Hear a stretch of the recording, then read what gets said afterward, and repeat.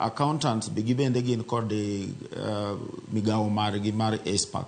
Koko timo kaka chik mar ISPAC dwaro timae, to kinyal bedo accountant kokin jakanyo mar ISPAC. Mano konyo regulation no. Koro mane mwa bende watemo ng'iyo go ni ka thoth sikunde ma ibro nwang'o ni ok zingatia kanuni ma ng'ato chako sikul kamora mora ogedo kaka ene modwaro, kaka sikul moro mane kamoro muomre den Dandora kamoro Nairobi, inwang'o ka ng'ano ne ok en achiel kuom jokanyo mag Kenya Private School Association.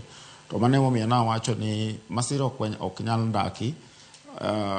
Wang'eyo ni ndege gi gino ma ing'iyo kabisa ma tulo mar ndege ok yot ahinya mondo muochi. Tema pod wanwang'o ni ndeke timre nade lwar. Koro kawacho ni masira ok nyal geng'i, nitie moko machuno makata debed ni wang'iyo chike machalo nadi to pod timore atima, but moko to bende nitie ma wawacho ni gin human error, kaka koro mosetimore mwang'eyo matin, gin gigo mwanyalo ng'iyo ma responsibility marito ngima nyithindo chakre koda an ja ohala, ni kama kete nyithindo ni en kama nyathina bete.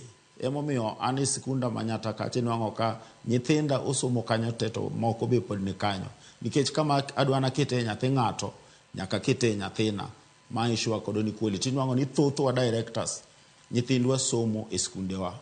Mano mokwongo. Mar ariyo, seche ma jonyuol biro e sikul ng'iyo nyithindgi, nyaka gihakikisha ni giluoro ging'iyo kuonde ma nyithindo chieme, kuonde ma nyithindo ninde, magi bende kanuni magi ng'iyo gima itimre nade, gihakikisha ni girekebisha ma gin gi haki mar e bura mar jonyuol koni gima kama waneno ni ok nyal timre. An jonyuol adwaro ni ka skund ni ok tim kama to abiro golo nyathina ka, kata wabiro kawo sheria kaka jonyuol.